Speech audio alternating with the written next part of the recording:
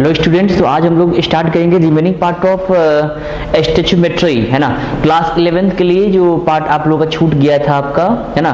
तो स्टोइचियोमेट्री को इस वीडियो के थ्रू हम क्या कर देंगे, कंप्लीट करना चाहेंगे। तो चलिए, अब जो आपका जो पार्ट बचा हुआ है ना, वो है आपका सक्सेसिव रिएक्शंस। तो आप हेडिंग लगाइए, सक्सेसिव रिएक्शंस क्या होता है, व्हाट इज सक्सेसिव रिएक्शन।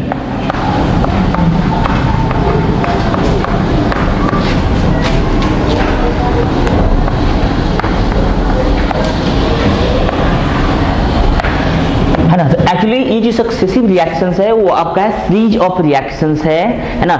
जिसमें होता क्या है कि जो पहले वाले रिएक्शंस का, है ना, किसी भी एक रिएक्शंस का जो प्रोडक्ट्स है वो नेक्स्ट आपका जो रिएक्शंस है उसका क्या होना चाहिए, रिएक्टेंट का पार्ट होना चाहिए। उसी को हम लोग क्या बोलेंगे, सक्सेसिव रिएक्शन। तो चलिए इसको डिफाइन कर देंगे, है ना। A series of reaction, a series of reactions in which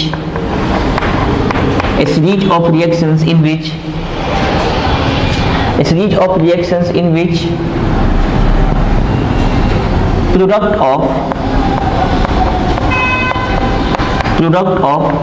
one reaction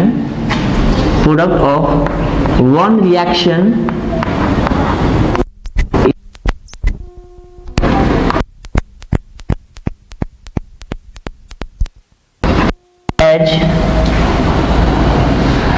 reactant of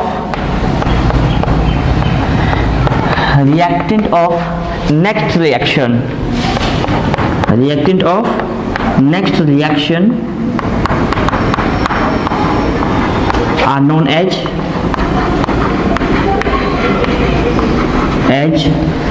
successive reactions,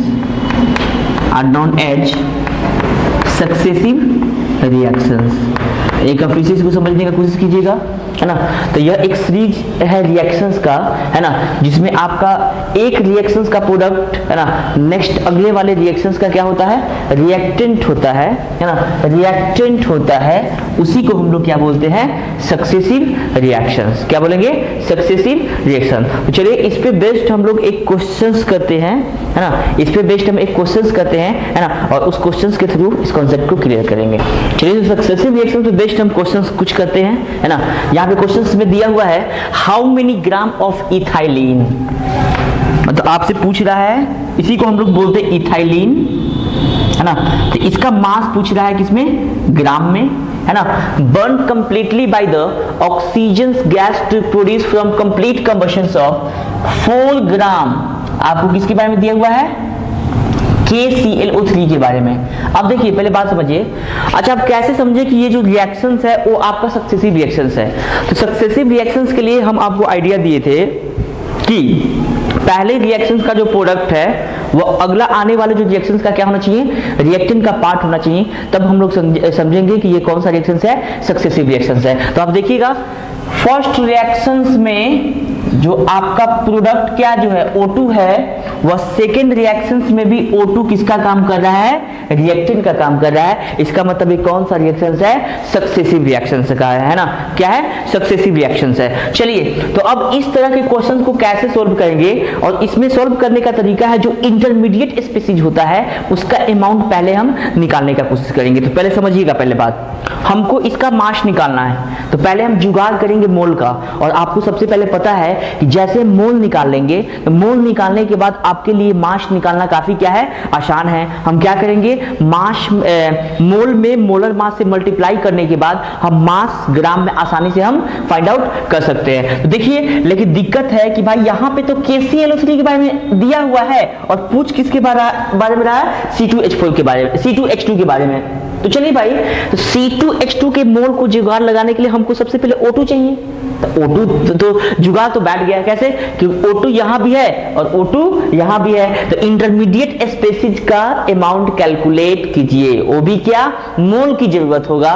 तो इसका मोल निकालने के लिए इसका मोल पता होना चाहिए, ना कि हमको मास पता होना चाहिए। तो सबसे पहला फर्स्ट ऑफ ऑल हम ये करेंगे कि KClO3 का हम मोल निकालने का फाइंड आउट करेंगे। चलिए, तो सबसे पहले पहला स्टेप नंबर 1 में हम ये करेंगे, सबसे पहले मोल्स इसका निकालेंगे। जब मोल्स इसका निकल जाएगा तो O2 का मोल निकालना आपके लिए आसान होगा। तो सबसे पहले हम लोग निकालना चाहेंगे moles of KClO3 is equal to W/m। सबको पता है गिवन सब्सटेंस इन ग्राम और डिवाइडेड बाय मोलर मास। तो बताइए KClO3 का मोलर मास आप रफली आप निकाल लीजिए, कितना होगा 1 into 39 plus 1 into 35.5 plus 3 into क्या 16। जब इसका वैल्यू आप कैलकुलेट कीजिएगा तो कितना आएगा 1 to 2.5। आप करके देख सकते हैं कितना आया 1 to 2.5। तो ये क्या आ गया, मोल आ गया भाई। किसका मोल आया, KClO3 का। लेकिन KClO3 का नहीं चाहिए मेरे को, किसका चाहिए, ऑक्सीजन का। तो बताइए इस रिएक्शन से ऑक्सीजन का मोल निकालना है, तो जिसका मोल निकालना है उसका कोफिशिएंट ऊपर, तो कितना हो जाएगा भाई 3 डिवाइडेड बाई, कंपैरिजन हमको इससे करना है तो इसका कोफिशिएंट कितना 2 और फिक्स वैल्यू कितना है भाई 4/1 to 2 अब पॉइंट क्या 5 क्या आ गया, मोल आ गया। चलिए जैसे O2 का मोल आ गया तो वही O2 का काम यहां भी करेगा, लेकिन हमको O2 का भी नहीं चाहिए, किसका चाहिए C2H4 का। तो अब बताइए यहां से मोल्स ऑफ C2H4 कितना होगा, तो जिसका C2H2 कितना होगा, तो जिसका मोल्स निकालना है उसका कोफिशिएंट ऊपर। कंपैरिजन तो हमको इससे करना होगा क्योंकि इसके बारे में हमको पता हो गया। तो चलिए भाई तो 1/3 इनटू O2 का फिक्स मोल वैल्यू, और O2 का फिक्स मोल वैल्यू कितना आया है इतना, तो क्या हो जाएगा है ना 3/2 इनटू है ना 4/1 to 2 अपॉइंट क्या 5 मोल आ गया भाई। लेकिन हमको मोल भी नहीं चाहिए, क्या चाहिए, मास चाहिए। इसको और सिंप्लीफाई कीजिए, moles of C2H2 is equal to कितना हो जाएगा 2 डिवाइडेड बाय 1 to 2.5 क्या आ गया, मोल आ गया। अब क्या चाहिए भाई, मास चाहिए। तो यहां पे लिखेंगे mass of C2H2 is equal to कितना होगा, जब मोल पता है तो मास निकालना आसान है, मोलर मास से हम लोग क्या करेंगे मल्टीप्लाई। तो mass of C2H2 is equal to 2/1 to 2.5 into molar mass of C2H2 कैसे निकलेगा 2 into 12 अब प्लस 2 into 1, जो भी आएगा आंसर्स किस में आएगा, ग्राम में आएगा। तो इस तरह का वैरायटीज ऑफ क्वेश्चंस आपको मिलेगा, लेकिन वो डीपीपी के अंदर है ना, जो या तो डिस्क्रिप्शन लिंक्स में जाएगा है ना, और उसको आप अपने से सॉल्व करने का कोशिश करेंगे। चलिए तो हम लोग है ना स्टोइचियोमेट्री के लास्ट टॉपिक को हम लोग पढ़ेंगे है ना, थोड़ा सा इसको गौर से समझिएगा है ना। टॉपिक का नाम है परसेंटेज लेवलिंग।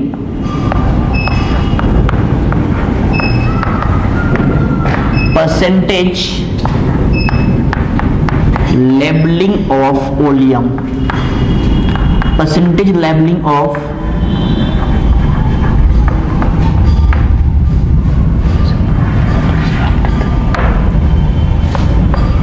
चलिए अब ये परसेंटेज लेवलिंग ऑफ ओलियम होता क्या है ना, पहले समझिएगा इसको है ना। सबसे पहले तो ये ओलियम क्या होता है,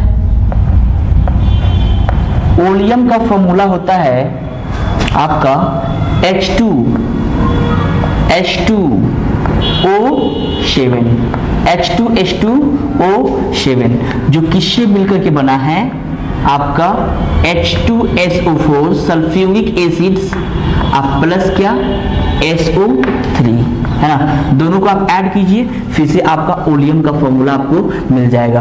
देखिएगा यहाँ पे H2H2O7 में है ना, H2H2O7 को इसके इक्वल लिख सकते हैं H2SO4 प्लस क्या SO3। अब डेफिनेशंस क्या होगा, रही बात इसके डेफिनेशन की, तो आप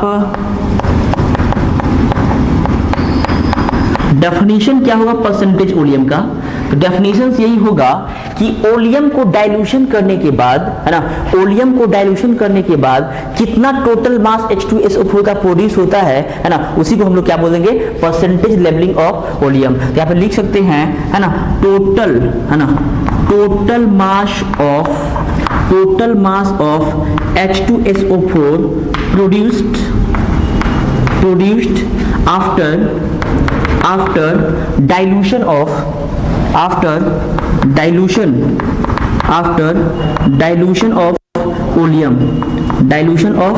oleum are called percentage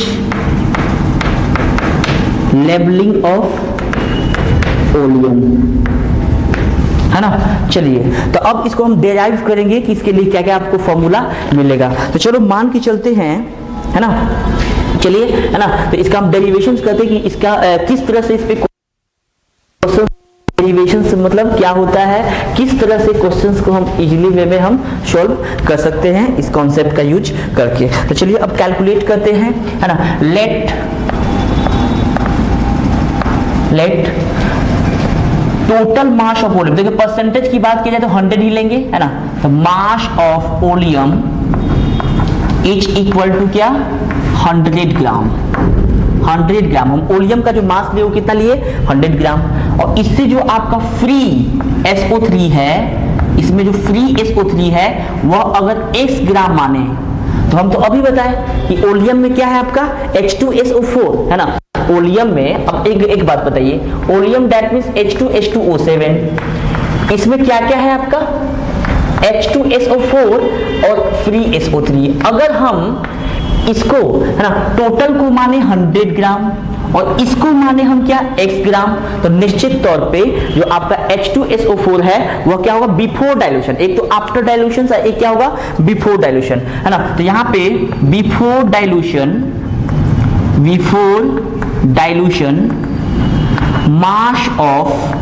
mass of H2SO4 is equal to वो कितना हो जाएगा 100 minus x gram, 100 minus x ग्राम।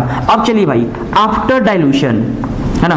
तो आफ्टर डाइल्यूशन की अगर बात किया जाए, डाइल्यूशन करने का मतलब है कि जैसे इसको डाइल्यूट करेंगे तो ये जो SO3 है H2O से कंबाइंड करके, दैट मींस SO3 और H2O से कंबाइंड करने के बाद ये क्या बनाएगा H2SO4, क्या बनाएगा H2SO4। तो अब हम ये देखना चाहते हैं कि डाइल्यूशन के बाद आपका H2SO4 का कितना मास प्रोड्यूस हुआ। तो सबसे पहले यहां पे इसके बारे में x ग्राम दिया हुआ है, ठीक ना, और इसका हमको मास चाहिए, लेकिन पहले तो मोल से कंपैरिजन करेंगे ना, दोनों का कोएफिशिएंट तो सेम है। तो सबसे पहले हम निकालना चाहेंगे मोल्स ऑफ SO3। तो बताइए आपका moles of SO3 is equal to N equal to होता है W/M। तो W दैट मींस कितना, W दिया है x और SO3 का मोलर मास कितना हो जाएगा भाई, है ना, 16 3 जा 48 और प्लस 32 कितना हो जाएगा भाई, है ना 80, क्या होगा 80। तो इतना मोल हो गया, और जितना मोल SO3 का उतना ही मोल्स क्या हो जाएगा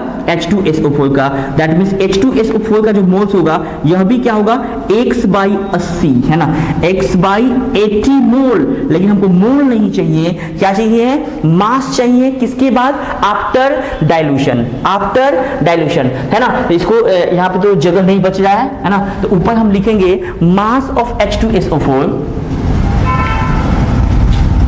चलिए यहां पे जगह बच रहा है ना, मास ऑफ H2SO4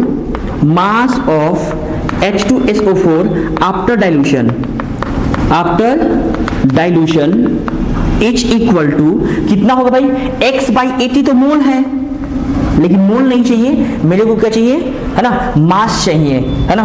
तो मास चाहिए, है ना, तो मोल तो निकल x/ कितना 80, तो x/80 इंटू क्या हो जाएगा 98, क्या हो जाएगा 98।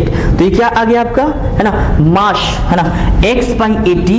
यहाँ पे H2SO4 का क्या हो गया आपका, है ना, रिएक्शंस आपका बैलेंस भी है H2SO4, है ना, NH2। चलिए भाई 98 x बाई क्या आ गया 80। तो ये क्या है, मास ऑफ H2SO4 आफ्टर डाइल्यूशन। अगर आपका टोटल मास ऑफ H2SO4 पूछे तो आफ्टर डाइल्यूशन और बिफोर डाइल्यूशन दोनों को हम क्या कर देंगे, ऐड कर देंगे। तो चलिए इसको मिटाने के बाद हम यहां पे जानना चाहेंगे टोटल मास ऑफ H2SO4।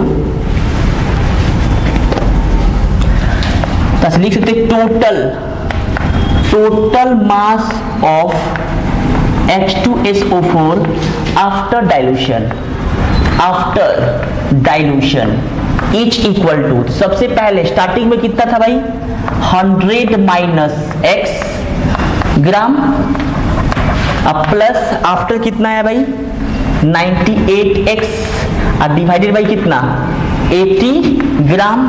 अब दोनों को अगर ऐड किया जाए तो ऐड करने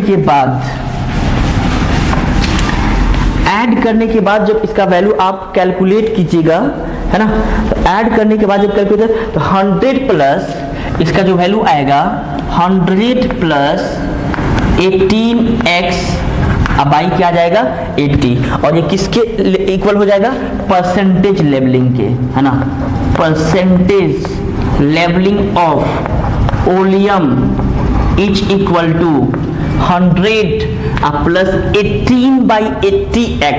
आप इसको सोल्व आसानी से कर सकते हैं, है ना। अगर कोई प्रॉब्लम हो तो आप इसको कमेंट सेक्शन में भी आप दे सकते हैं। चलिए, तो इस पे बेस्ट स्टोइचियोमेट्री पे बेस्ट जो भी आपका न्यूमेरिकल क्वेश्चंस होगा उसको, है ना, नेक्स्ट वीडियो में दिया जाएगा। Thank you.